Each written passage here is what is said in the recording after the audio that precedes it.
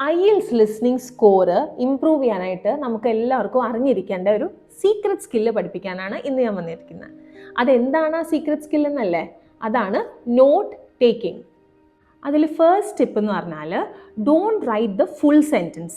നമ്മുടെ audio play ആയിക്കൊണ്ടിരിക്കുന്നതിൻ്റെ ഇടയിൽ നമ്മൾ ഓഡിയോ കേൾക്കുമ്പോൾ never try to write the full sentence. Instead നമ്മൾ അതിൽ കീവേഡ്സ് മാത്രമാണ് നോട്ട് ഡൗൺ ചെയ്യേണ്ടത്.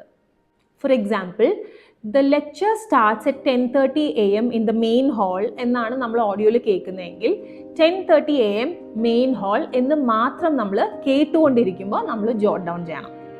ടിപ്പ് നമ്പർ 2 എന്ന് പറഞ്ഞാൽ യൂസ് ആബ്രിവേഷൻസ് ആൻഡ് സിമ്പിൾസ്. ആബ്രിവേഷൻസ് എന്താണ്? എക്സാമ്പിളിന് പറയാനായിട്ട് ഇൻഫർമേഷന് നമ്മൾ ഇൻഫോ എന്ന് എഴുതാം, അല്ലെങ്കിൽ ഗവൺമെൻറ്റിന് നമുക്ക് GOVT ഗവൺമെൻറ്റിൻ്റെ ഷോർട്ട് ഫോം എഴുതാം. ഇനി സിമ്പിൾ എങ്ങനെ എഴുതാം? ഇൻക്രീസ് എന്നാണെങ്കിൽ ഒരു ടോപ്പ് ആരോ എഴുതാം, അല്ലെങ്കിൽ ഡിക്രീസ് എന്നാണെങ്കിൽ ഒരു ഡൗൺ ആരോ എഴുതാം. ഇങ്ങനെയെല്ലാം നമ്മൾ കീവേഡ്സ് അല്ലെങ്കിൽ അബ്രിവേഷൻ സിമ്പിൾസ് നോട്ട് ഡൗൺ ചെയ്യുന്നതോടെ നമ്മുടെ ഒരുപാട് സമയം നമുക്ക് സേവ് ചെയ്യാൻ പറ്റും. ഇനി last tip, listen signpost words.